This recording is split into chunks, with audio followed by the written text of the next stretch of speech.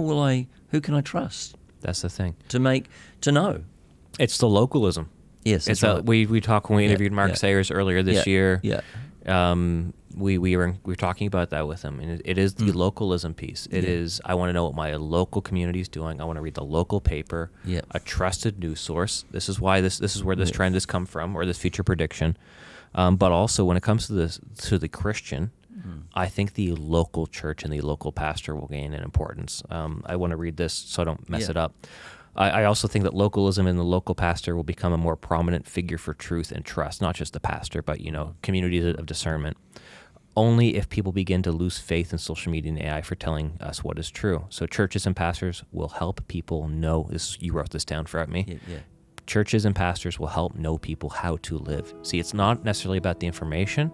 No. It's not about content. It's about how do I live?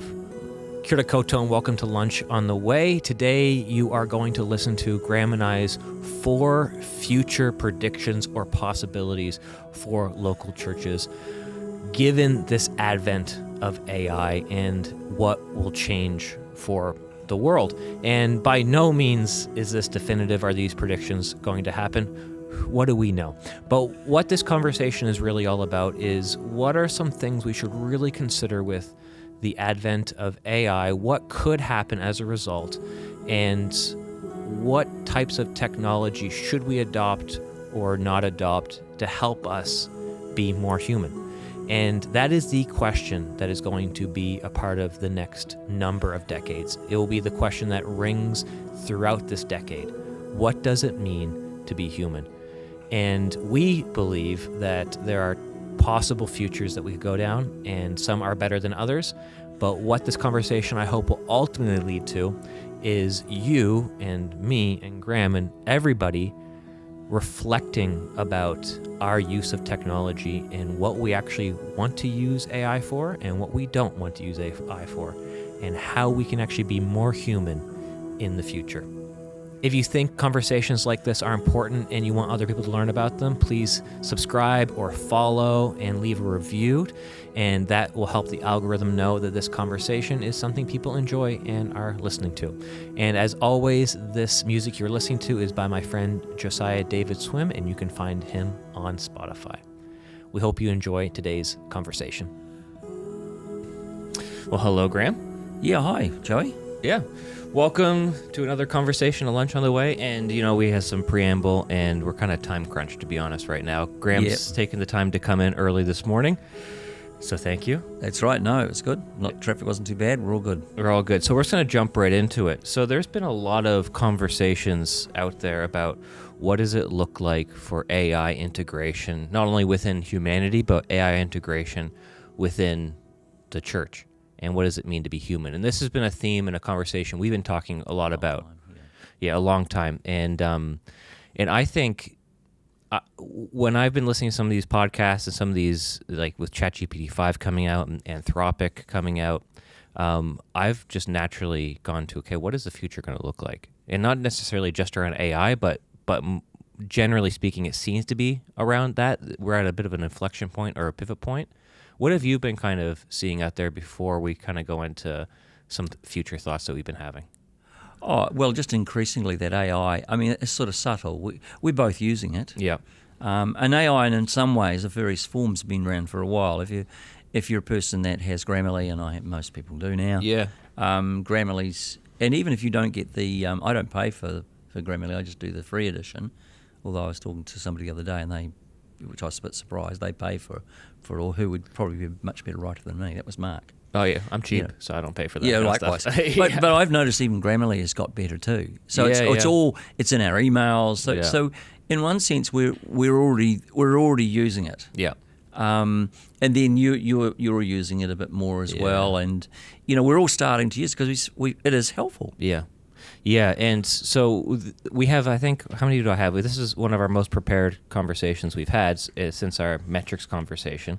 Yeah. And I have written down 4 future kind of predictions and thoughts. Yeah, well, that'll be interesting. And it's not as straightforward as this is what I think is going to happen. What I think this will be is there's alternative realities that we can kind of step into that no one really knows what's going to happen in the future. But I think it's important to reflect on it and to think about it even the futures that you don't necessarily want to see happen, so that you can counter those futures. Well, I think one of the things that's poignant and important to note is that actually we're using technology without actually thinking about it. Exactly. So, we don't realise that, my phone, which is sitting right there, is a marvellous tool. As they say, there's more computation in that phone than there was that puts man on the moon, which is absolutely incredible. So the device itself is wonderful, but I don't think about how that device might change my behaviour. No. But it is. No, you don't think about how it's changing you. Well, even this morning, I'm coming to work, so what do? I think, I'm going to try and dodge the traffic. So I go to Google Maps and I look there. Now, that could set me in the direction. I actually didn't follow that. I followed my intuition, but I still looked at it. Yeah. So it is. Is that wrong? No, it's not wrong. But there are implications to perhaps behaviours that maybe in terms of Christian practice that may be subtly changing in some ways we don't even know. Yeah, and I think we're at the point now where you can't say, I'm not going to use new technology or AI, because you're using it whether you know it or not. Absolutely, and so this is more of a future kind of conversation on like how should we then posture ourselves into the future, and so I want to kind of just set some parameters here. We might say, the two of us, the church. What we really mean is local churches, because I think oftentimes when people do platformy type conversations like this, and we like to think and speak for the church, I'm like, no, the church is too broad and diverse for me to say anything for the church. All I can do and all we can do is just say things for churches. And how they express themselves. Local congregations. Because there's Catholics and Eastern Orthodox in numerous countries around the world that are going to deal with things on a different level. So there's that. But I think that we're at an inflection point because I don't know if it was because of COVID or because of just our engagement with technology to this point in human history, but we are more weary of this new phase of human history that's kind of starting now than we have been in the past. And have you kind of got that sense as well? Well, I was listening to something last night, and there's a word that's used in this sort of meta-ecology environment called convergence. Okay, what's that mean? Well, convergence, so this person was talking about convergence last night. Now, I don't know if they were part of the meta-ecology space, but they were saying robotics, AI, and I think it was sort of containing power, battery power. Those three technologies are converging. Yeah. So what you have, robotics and AI, then would you would the bot or the robot, that could converge into your motor vehicle more. Yeah. It can converge into particular appliances. So here's one. We had electric blanket bought it a few years ago. It didn't work. We didn't realise it had Bluetooth on it. Yeah. And finally found out, and the thing packed up. Unfortunately, just had to get another one. Yeah. But there is. I can, on my phone, I can be here and I can turn on my bed at home. It's wonderful. Yeah. It's cool. But that's a very small thing. But it's these convergence of sort of appliances with technology, and that'll just increase. It's true. So when your fridge became smart. And you're like, why does my fridge need to be smart? Yeah. And it's just like, it just keeps things cool. And it's like, well, we can converge, your smartphone technology into your fridge. And you get these sort of increasing levels of convergence in the household. Like I think, sometimes my garage door, I wished it was sort of, I could see it on my phone, because I drive away out of the car, and because I'm getting older, I think, did I close that garage door? Because I do things on automatic. So convergence is not a bad thing, but it's, this is where, because technology is about to make life easier for us. Yeah. So with that thought, let me tell you a bit of a story, or paint a bit of a picture for you. So over the past 70 so years, we've since the 60s, every single decade, it seems like technology is just getting exponentially better and more sophisticated.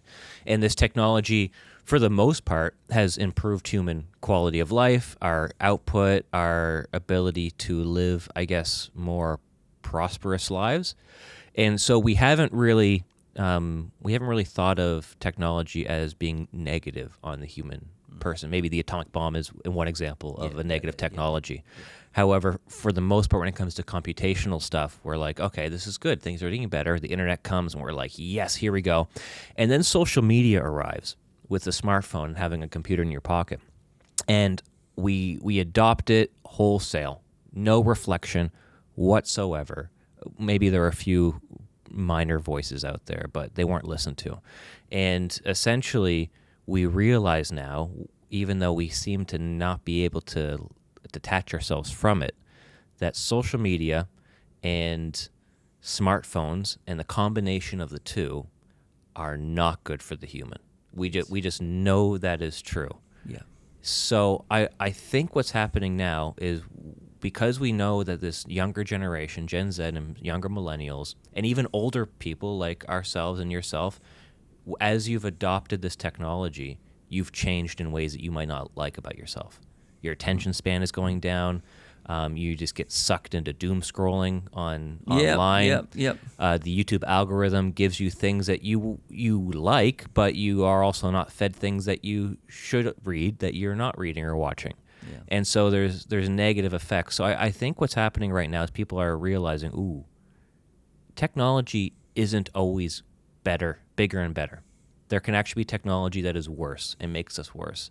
And I think people are looking at AI, they're looking at it more of like an intelligence that can get out of control. But I think there's people within churches that are seeing AI as being something that can actually cause us to become less human. Yeah. So a good example of that might not be in church, but it actually happens to us more regularly than we want to. And I've experienced this in a couple of spaces lately. I wanted to terminate Audible book. Yeah. And so I just go round and round in circles on the net trying to find a contact number. Yeah. I finally got through to somebody that I could get that right. But it's this ringing up and you get this on the phone automation. Yeah. Now, if you want this, go to this one. And if you want this one, go to this one. And then you get to the final end of that rabbit hole and you've got nowhere. And the process can be so incredibly dehumanizing. Oh, my because goodness. all I want to do is talk to a human being that can give me an answer. But because it's all automated, so there's a kind of feeling of dehumanization going on there. Yeah. You're not being listened to because you're being kind of pushed into a process. Yeah, and I'm dealing with another issue at the moment, trying to get on to do a particular exam, and I'm getting the same issue. Yeah. Go on the website, the links are not there, ring the place, round and round in circle, just going round and round in circles. And the process is it's really frustrating. I'll tell you what, at the church, we switched our website provider from Wix, which is an American-based company, to Rocket Spark, which is a New Zealand-based company. And to be honest, other than the pricing, the customer service was unparalleled. I can never talk to anybody on Wix, but I phoned Rocket Spark 3 times in the span of an hour and a half setting up the website, the domain name and stuff. Yeah. And I got in contact within 5 minutes each time. Right. And I told them, I said, you know what, your biggest competitive advantage right now is the fact that I can talk to somebody and I can have my problem solved immediately. Yeah. And anyway. I mean, that's an interesting, even the immediately. Yeah.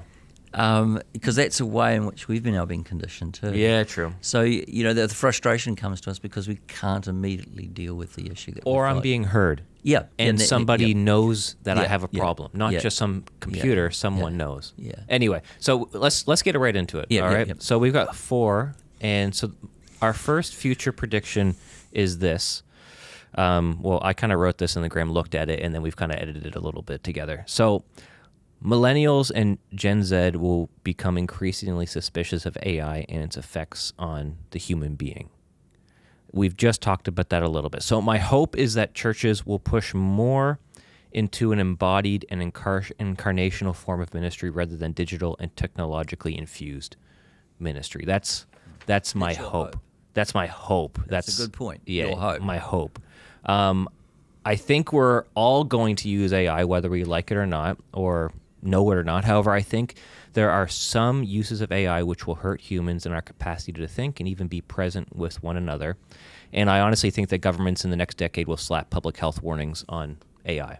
Yes. Because of its adverse human effects.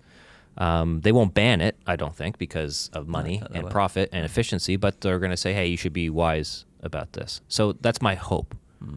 Do you have any other hopes around that suspicion? You think that this younger generation is going to be suspicious of AI? Suspicious is an interesting word. I mean, I was talking to somebody yesterday, and is that indicative of particular trends? So this person buys old music, so tapes, Yeah. records, and I said to him, Why? what do you know? And he said, I've got a business.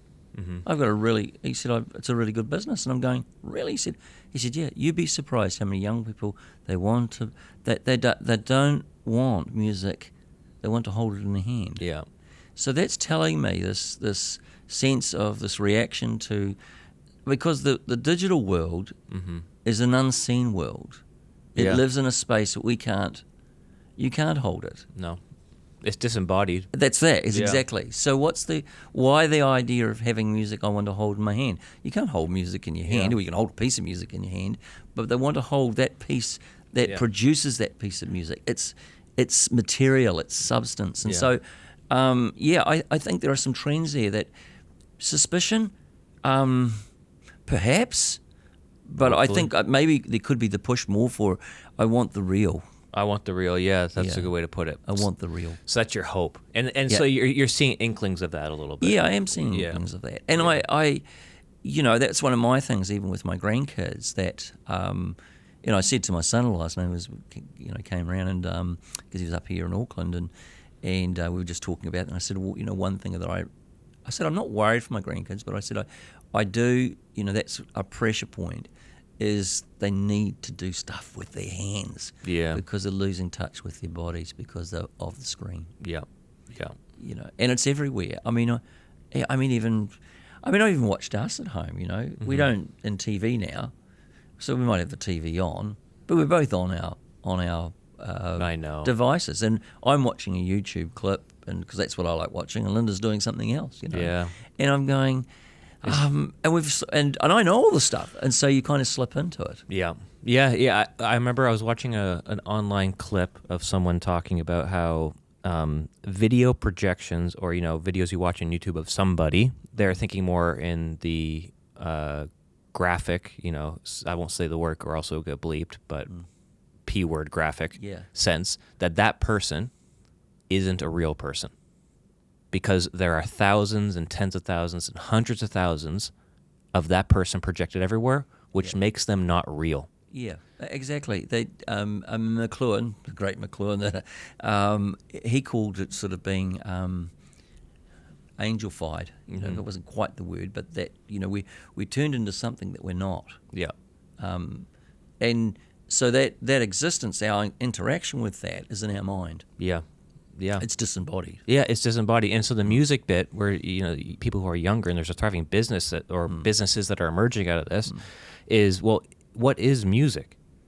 Is digital music, or is there more music if you can physically hold it in a way, like, oh, I'm holding this piece of this record that the sound waves have etched into the record itself, and then I can extract, that's an interesting thought, isn't it? There's a sense in which that piece of music still is analog, because it's still produced through an electrical current through some sort of device to make that sound enlarge. Yeah, but it's still a physical sound. But the record itself, somebody sat in a studio. Yeah, they cut the main one, and then that main cut has gone to a production place where they've created the material piece.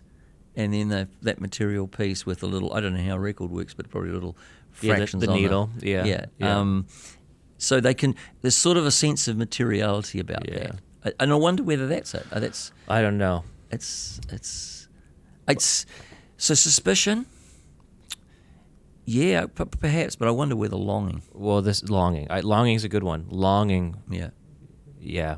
So that's my hope. So we're still under the first future prediction. My fear is that churches will unreflectively utilize AI for much of what we consider to be sacred and spirit-infused. So sermon prep, preaching, pastoral care counseling, writing and praying prayers, managing people, interpreting the Bible. like on your Bible app, if you're doing a guided prayer or meditation, it's entirely AI generated, AI recorded, AI done. And it might be really good. And that's my worry anyway. That's my fear. Yeah, well, it'll be subtle. Yeah. And then maybe maybe that's the nuance of that we will use it, but how do we use it, and are we thinking about how we're using it? Yeah. I mean, because with a sermon, I mean, I did this the other day, not with a sermon, but I did it with I was writing an invite for the next Engaged breakfast. So I wrote it all up and I was reasonably happy with it. And then I thought, I think what I'll do, I usually get Linda to check it. And I thought, no, I'll put it into AI and just ask it to brush it up. Brushed it up nicely. It did a good job, didn't it? Yeah, did a good job. So is that wrong? Well, actually, I'm just using it. That might not be wrong because it's like having an editor. How do you use that with a sermon? Well, I do. What I have done is I write all of my sermons myself because my process is I have an outline. I have a visual map in my brain of where I want to go, and I'm going from point A to point B, and then I do a rough outline, and then I fill out the outline maybe a week later. And then after that, what I have been doing recently is I've then chucked the sermon into ChatGPT, and I ask the sermon, almost like I would be preaching it to a room of a few people, and I would ask the people, where's some lag, or where do I need to illustrate some points? Where would a story fit a bit better that I just can't see? Because I may be even talking for 15 minutes about just content, and I haven't applied the knowledge at all. Yeah. And it does a really good job. Sometimes it does a horrible job, but what it does is it at the very least suggests to me, this point right here, you got to do something here. Right. And then I do it, right? And so that's the difference. I'm not getting it to write my sermons. No. Yeah. So you're using it as a tool, the same as you'd use a spade to dig a hole in the ground, as opposed to use your hands. A spade's much better than with your hands. In fact, you can dig a hole. Yeah. So it's the subtleties of it, isn't it? Yeah. Yeah. And I guess that little bit of the fear is that we don't carefully think about the way in which technology may be changing certain behaviors. Boy, that's the thing. Yeah, I know when I first got an iPhone, I was a late adopter. It was 2015 is when I first got a smartphone. And I remember that was the first time I discovered podcasts. And I had the YouTube app on my phone immediately. And I was like, this is amazing. I love this so much. And I remember I would do the dishes and listen to a podcast. I would do chores around the house and tidy and have YouTube on. And all of a sudden, the space, it's almost like I was communicating. And I don't do this at all now because we have children at home. And I don't want that there to be a wall, because what I've recognized is that when I utilize this technology in a private home, that it almost creates like a technological wall between me and the other relationships in the room. Yeah. And I don't want that, because it means, hey, I'm listening to this. I'm too busy. Yeah, it's a really good self-reflection thought for all of us, actually, because I suspect all of us, myself included. Yeah, this goes on. You're watching something, and so your other person is excluded. So yeah. So I think the pull toward a scarcity mentality, which churches have had, I think, within the West for quite a while, with the what mentality? Scarcity. Oh, scarcity, Yeah, with the decline in numbers and decline in resources, and definitely when the economy isn't doing well and people aren't giving like they used to, then you have a bit of a scarcity mentality. I think that the churches will unfortunately push us to use AI in unhealthy and unhelpful ways. Moving us away from an incarnational form of ministry. We're trying to be effective more than incarnational. And so pragmatism sits in with that. Yeah, it's just easier and a more efficient way to do something, and therefore we adopt it. Yeah, and absorb the. Yeah, exactly. And I think if we think AI on a screen is difficult to manage and work through, there will come a day when AI is ultimately embodied in with us through robotics. Yes, it will happen. That's and right. What will it mean to be human then? So this is why it matters to think about this now. Very, very much so. Because at some point we're going to have some robot butler doing all our housework. Yeah. And we're going to be talking to it like we would talk to a person. Maybe we're a bit more commandy or demandy of it, but it's going to we're probably not. We're maybe a decade or two away from having robots in the house. Well, how will that affect our sense of service to one another?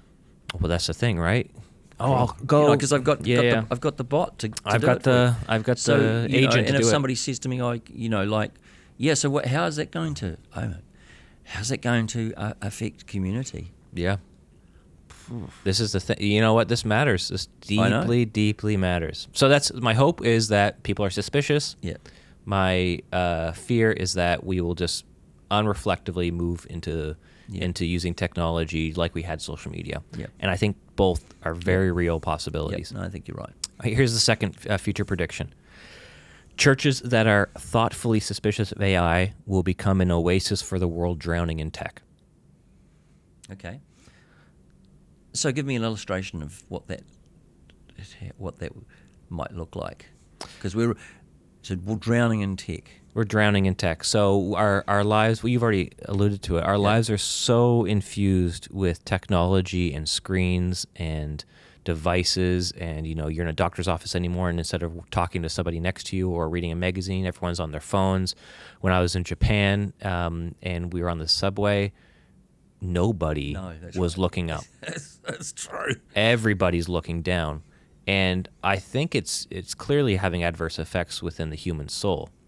And so I wonder if the churches that do not adopt technology in the way culture will inevitably do, I think will have an attraction and an attractability. Because we're seeing this already.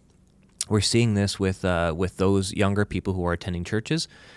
The outlier is Pentecostalism, but they're attending Catholic and Eastern Orthodox churches predominantly, and Pentecostal, which are mostly infused with technology, maybe the earliest of adopters. Yes, I would say so. Yeah. However, people are already going to old forms of Christianity because they just don't. They want something ancient that is not technologically infused, because they feel like they're being negatively impacted by technology. Yeah. So I hope that more churches will kind of wake up to that trend and really think about what the screen, what social media, what AI use actually does within a local congregation. Yeah.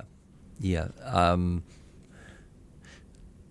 something about going to a cathedral and seeing the light through the glass, rather than into a dark building that a data projector's projecting. Oh, yeah, very different. So those are the two extremes, I suppose. Those are the two extremes. And there's, again, it's this desire for, I think, a desire for embodiment, for a sense of the connection of the human body with the world. Yeah. Not just the mind. That's it. Exactly. So, that's a very interesting thought about churches or church communities, because, it's these older buildings that attract, and, I can speak because of being Pentecostal. Pentecostal buildings tend to be very, very, they're really high tech. I wouldn't even say just Pentecostal, evangelical buildings. Yeah. If your building was built in the last 25 years and you're evangelical, likely. So in other words, there's lights. The lights go on and off at different points. I've noticed in our service, which is fine, but when it's worship, when we're singing, the lights go down. Yeah. And when somebody's up front again and talking, and there's a lot of AV stuff sitting on the screen as well. Not necessarily wrong, but it's that, so that environment becomes quite familiar environment to the world environment, and the idea of walking into a church that's so kind of countercultural, counterintuitive, can create that space that we're kind of possibly looking for. Yeah, it's the anti-space, counter space. Yeah. And you mentioned embodiment. I think that's going to be the, for lack of a better metaphor, currency. That's going to be the thing that people see as valuable. Because there are already so many people, seems to be predominantly younger men. I don't know why, maybe because they're just more anti-social than women on average, but who just are completely isolated in their home. They maybe go to work, but then beyond that, they just go home and they're living online. Yeah. Well, that's a dangerous thing, isn't it? You live online, and then there's a sense of which you get drawn in this way and drawn in that way. Yeah. So I wonder, I think it's already beginning, but I think people like that are going to be like, I need to go find community. Where do you find community? And my world is flat. I know there's something spiritual about it. I've been listening to this person online a little bit to talk about God. Yep. Let me go somewhere. Yep. And I think churches that are suspicious of AI and technology and think about it thoughtfully will attract people like that more and more. Yeah, and I mean, I probably, for church, I go further and say that churches, I think churches and congregations need to think about embodiment at all different angles. All different angles. Yeah. Yeah. Yeah. So I think it goes even as meticulous as this. I think churches like these will think of ways to stop using projectors, or if they do, I already see it. Background black and just text, just white text. Yeah, no, I've noticed that's that a growing too. trend Yep, because people are like, we just don't want the projector to distract. Too many images. They're going to keep it minimal. Small groups of people will be more desirable. Where you actually know people. Shocker. Well, we've heard that, isn't it? I mean, that was a comment that we made last year on a podcast after going to a particular event here in Auckland Church. Yeah. The trend in the United States of these massive auditoriums of 4,000 or 5,000 now blocking them off to size of 250 people. I know. What's that saying? Isn't that crazy? Yeah, that's really interesting. And I think the big one, I already feel this poll as well, is encouraging people to bring their physical Bibles to church as opposed to having an app up on their phone. Yeah, that's a really interesting one because when I was in class last week teaching these Year 3 students, one or two of them had their own Bibles there. Yeah. I was using an iPad, and I made the comment. I thought that was really cool. I mean, in one sense, that's still technology. Yeah, it is because it's an older technology in the sense of the printed Bible, which is a reality of 500 years. The Gutenberg press, 1440, it's invented printing press. We have a Bible. Yeah. Well, it is, but it's different because it's still something you hold in hand. Yeah, you well, can turn the pages. You got landscape. Well, the thing is, when you have a book like the Bible in your hand, versus a phone is the world, right? A phone is or a caricature of the world, or just you can go anywhere while you're physically present somewhere else. Yeah, and the Bible's the phone or whatever the device is. The Bible sits there as one of numerous artifacts I can look at. Yeah. So it's flattened in the sense of being one cultural artifact amongst a number. Yeah. Yeah. So I have the choice then when I push the app, which cultural artifact in church do I want to go to? Yeah. Yeah, exactly. And who hasn't gone? Tell me who hasn't gone to in a sermon that you've kind of switched out from and gone think, I'm a bit bored here, I'll go and have a look at this. Yeah. Yeah. I think it happens more often than we think. Yeah, I think you're right. I might even. I'm guilty. I'm guilty, 100%. I do so much on my phone, and it's horrible. Not all the time. I catch myself out, but sometimes I'm like, oh my gosh, I'm so tired. I can't bother. I was talking to this guy yesterday, the same guy who was a mission facilitator that we've got here this week, and he said his son teaches PhD, teaches at AUT, and he's absolutely shocked at these Zoomers turning up. And he said they watch YouTube. They don't even listen to me. No, they don't. Yeah, because their attention span is they're not even there. Yeah, and then if you say put it away, I want it closed, no laptops, nothing, they just won't show up. Yeah. Anyway, so that's the second one. We're halfway through. This is less of a radical prediction. This is just I think it'll be a continued trend. Number 3, Gen Z and this younger generation, Alpha, will grow in their spiritual hunger for better or worse. So those who are maybe 5 years or older. I think it's just going to grow. Hunger for spirituality, for better or for worse. Yeah. So that does not mean Christianity. So the hunger for spirituality, just at least unpack that a little bit. Yeah.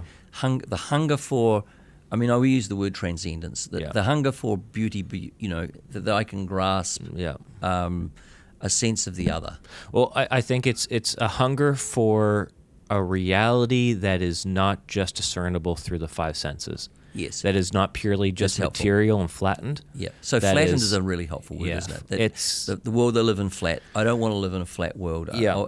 I have to have something to hope for. Yeah. Well, it's like how Paul describes that there's we're fighting against principalities and powers in the world. So, and the book of Revelation, essentially what that describes is, what you're seeing with your senses, there's actually something deeper going on. Yeah. So that's what we're talking about, right? Yeah. And for him, it's like for John, it's like there's this whole spiritual realm or world or reality where if you will, there's like this cosmic battle at play that Jesus has won, but it's at play.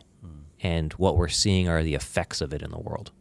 It's sin and death and evil, but God's conquered it all, kind of thing, right? And so, but that's our spirituality. That's our story, right? That the Christian story is adopted.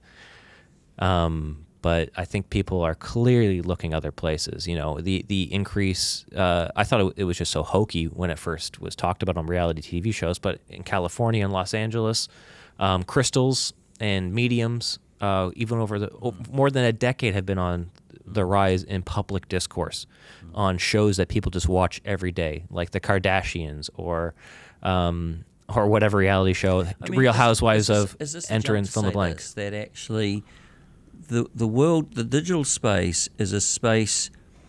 Okay, let's go back one. If we're reading print on page, I mean it's kind of disembodied anyway too, to some extent.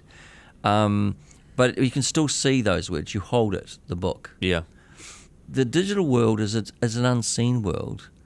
McLuhan would say it's the world of the metaphysical world. Yeah. I sometimes wonder this sort of us entering into the space actually opens that space up again. Yeah, it might.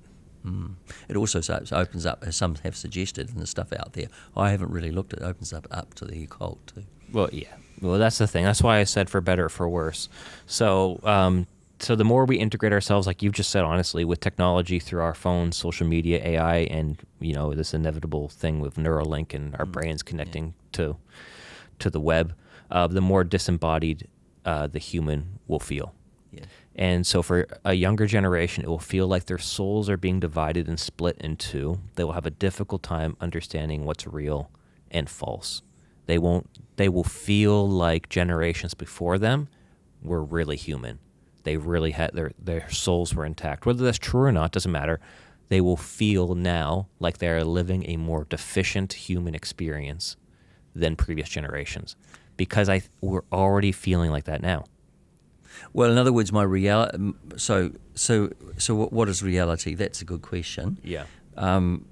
My prime reality is what I'm living in my physical body. Yeah.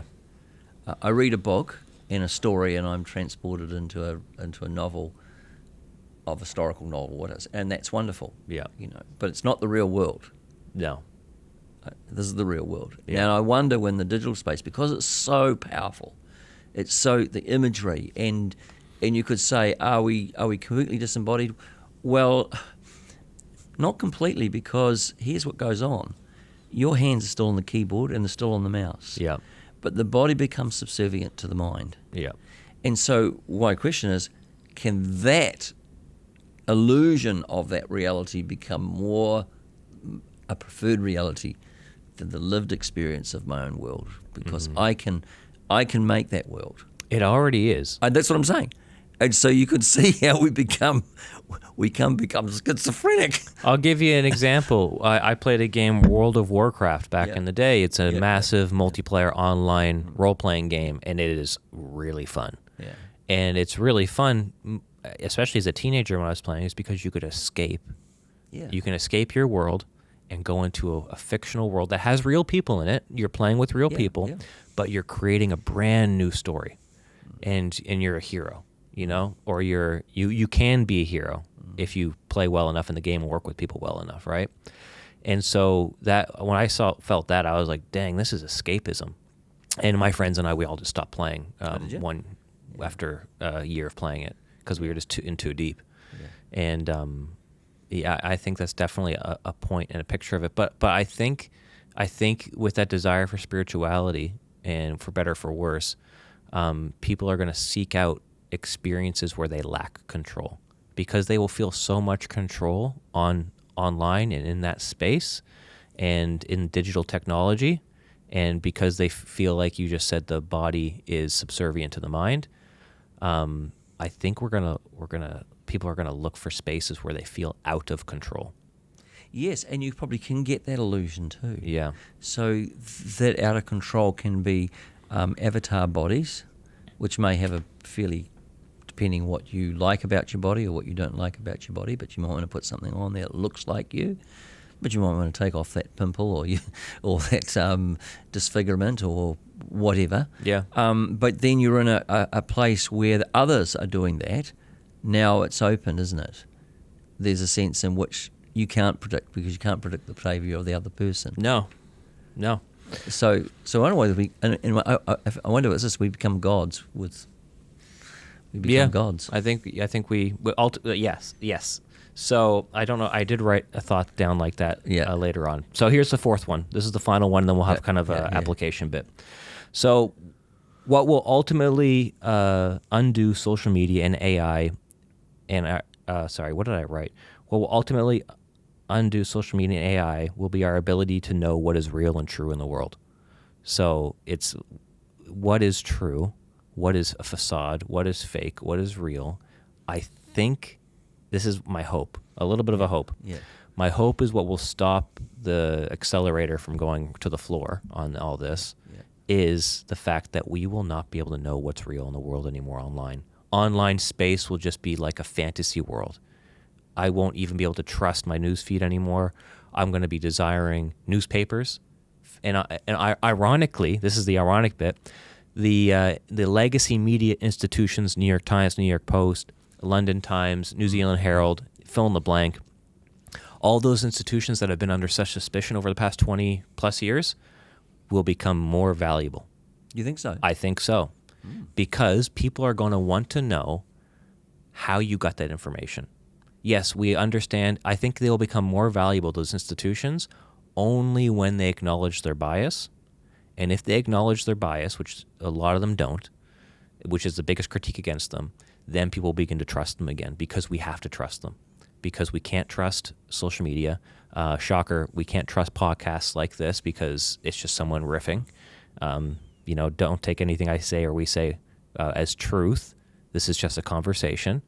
There are no sources necessarily behind this. I'm not an investigative journalist. No. I'm not boots on the ground in Syria, for example, trying to discern what's going on. I think there's a chance. There's a chance that truth and reality and the fact that we can't discern it easily, or we don't know what truth is anymore, will undo this whole thing. Right. So you've taken quite an optimistic view of that. Well, I'm hoping, because you already feel it, right? I've crossed my mind lately, because I look at international news and I don't know what to believe anymore. No. And I'm looking at this, and then one has this opinion, and it depends which broadcaster you go to. And then who's put this piece of narrative together, because remember, everybody's fighting for their own story to transcend another person's story. Clickbait.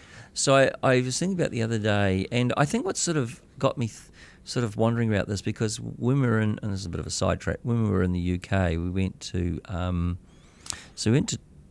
couple of really religious sites, these are old priories. One was at Whitby. So Whitby has St Hilda there, and then of course the Holy Island, there's what's there, and then there was another one sort of in around sort of Bernard, south of Durham. Mm-hmm. And so what we found out was actually these acted as they were well-known learning centres. So if you wanted to learn, understanding, this is where knowledge was held. Yeah.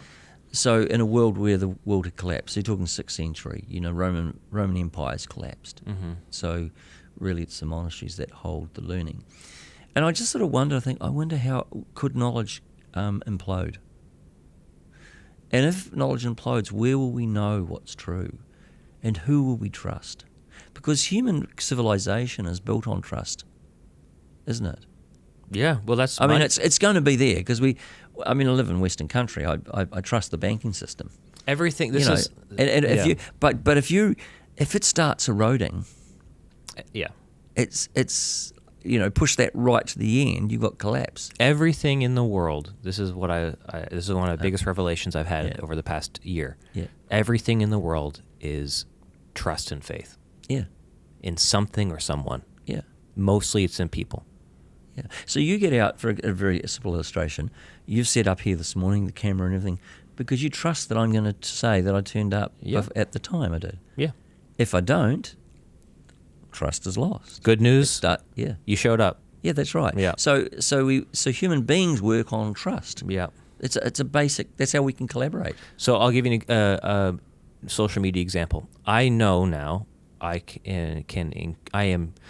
cannot trust Facebook like I used to. Yeah. Because every second thing that goes in my news feed is just, I can tell it's some tabloid type AI generated image of a celebrity. Yeah. I don't know why that's in my news feed. Obviously, I dwelled on a couple stories of some actors or something that I like, and I don't even believe it's real. I don't believe it's true at all. Now my YouTube Shorts are full of every second thing is like just random information that I can just tell is fake. It's a video that I'm like, did that really happen? And so already I'm suspicious. So what does that mean? It means I'm actually going to move towards knowing trusted people. So if I'm in the online space, I am going to only really listen to and be in conversation with, and for lack of a better word, consume information and content that actually has a person behind it, like this podcast, and who I know and who I trust, because there are so many AI YouTube channels now that exist. But where we get to the point where you and I are an AI thing? Yeah, I wouldn't trust us. No, that's what I'm saying. So I'm saying, like when you're dead and when then you're on the AI? other end of the screen, you're looking, then you're going, well, is that real? Yeah. So which raises a really interesting thing. It still requires trust, right? Yeah. So I think in that scenario, in that big sort of wash of that, the question comes for us, or as we as a human being, is part of my quest is I want to know what's real. I can't live life as a sort of really faulty. I don't know whether it's true. We all have to have something solid to live on. So where am I going to find that? And where am I going to find the disciplines to interpret it? Because I've got to live in the world, and I'm still going to use the phone. So what means have I got for myself going on, and this pushes against individualism, who can I trust? That's the thing. To know. It's the localism. Yes, it's right. We talked when we interviewed Mark Sayers earlier this year. We were talking about that with him, and it is the localism piece. It is, I want to know what my local community is doing. I want to read the local paper, a trusted news source. This is why this is where this trend has come from, or this future prediction. But also when it comes to the Christian, I think the local church and the local pastor will gain in importance. I want to read this so I don't mess it up. I also think that localism and the local pastor will become a more prominent figure for truth and trust, not just the pastor, but communities of discernment. Only if people begin to lose faith in social media and AI for telling us what is true. So churches and pastors will help people know. You wrote this down for me. Churches and pastors will help know people how to live. See, it's not necessarily about the information. No. It's not about content. It's about how do I live. That's what we all want. So when I say knowledge collapse, overabundance of information. So I mean, it's phenomenal. I can get at anything. I just need to dial in the right, Google the right thing, and I can have that information. But how do I know that information is true? And a little piece around that is really, I think all of us, I have to live today and I have to live tomorrow. So my financial decisions, my health decisions, my career decisions, my spiritual life decisions, I don't see all those things separate, but I want to make wise decisions. So where am I going to learn that? Which I think opens that's where we were going, wasn't it? So where does the church sit in this? Well, we already see this, like with the advent of multi-site churches in the early 2000s, and the initial pull was to have the lead pastor or the best communicator project themselves into movie theaters and different sites and campuses, and that was what was happening. And then all of a sudden, around the 2010s, 2014, 15 period, it turned more into an incarnational form of multi-site churches, and so you saw effectively from the outside, these all look like individual autonomous churches, even though they're all connected financially, for the sake of just missional longevity. Because the bigger church can support the smaller churches, right? Which makes sense. It's just a different form of church planting. But what you saw was you had pastors preaching in person at all these sites instead of videos. And yes, there are still video things going on for sure. However, there's already that pull away from, I don't know, what do you call it, federalism? to localism. I don't know if federalism is the right word. I'm thinking like large scale, macro kind of expressions of faith. What I call sort of very high end public broadcasting. High end public broadcasting. All right. So to conclude things off, because we got about 5 minutes until I got to go to my next meeting. Yeah. What should we do as churches and Christians? So what's your intuition, and I've got mine. On the truth one. Oh, in general, just in general. Across everything that we've been talking about. So okay. So I think that church congregations and leadership probably need to actually talk about technology. Yeah, needs to be a part of the conversation. Yeah, it does. I think that's part of the issue, is that we see technology as amoral, and it's just purely on the level of pragmatism, and I don't think it is. No. I think there's spiritual dimensions to the use of technology. So I'm not saying it's wrong. No. I'm just saying actually we have to think about, and we need some sort of way to do that. Yeah, because it's very difficult to measure the effects of technology, or particularly digital technology. You can't, because it involves a person and your inner life and workings. You can measure habits, certainly, and that indicates something. So education, awareness, would you say even just a conscious stripping back of some technology, potentially? Well, asking why we're doing it. Yeah, why? Go back to why is the wall here? And here's a couple of questions. What's it giving us? Yeah. And what's it taking away from us? Yeah. What's it giving and what's it taking away? Yeah, how's it amplifying? What's it bringing us, giving us? Yeah. But in the giving us, what's it taking away? Yeah. That's good. I got one. Yeah, go for it.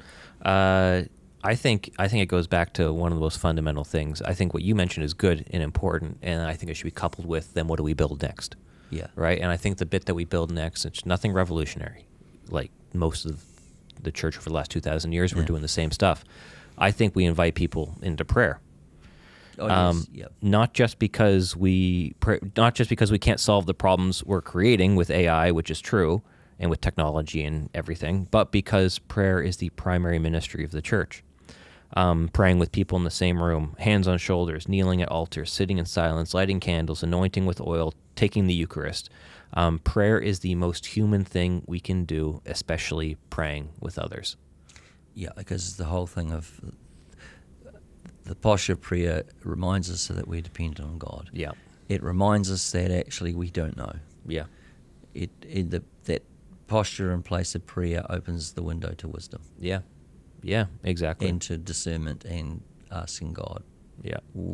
Where are we going? What do we need to know? Yeah, and because it's that too, but it's also it's that embodied, it's incarnational. Yeah. Like, you can pray over Zoom. Yeah. You can pray on a live stream and people are watching. I've seen that done over COVID. But there's something about how everything kind of culminates within the Christian expression of what it means to be human in the act of praying with others. Yeah. It's just where everything points to. Yeah. Yeah.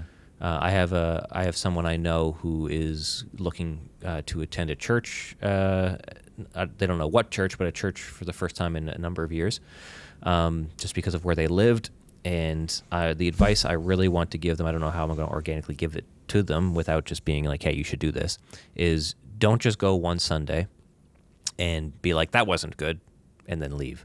You gotta commit to yourself and promise yourself, I'm going to show up at least 4 Sundays in a row, and I'm going to try and find one person I really like to talk to. And I think that it's that is really helpful to help people get connected back into what does it mean to be incarnational, embodied, relationally intertwined with people. You've got to promise to yourself that you're going to do it. So the church, you were pushing on the real relational dimension. That, it's interesting. I was at church last week and arrived a bit late for the 9 o'clock service. There's another one at sort of 11 o'clock, and didn't go to the 11 o'clock one, but sitting in the cafe area, and I was still there at 1:30. And somebody comes to me, Graeme, I've watched you. You've been here all that time.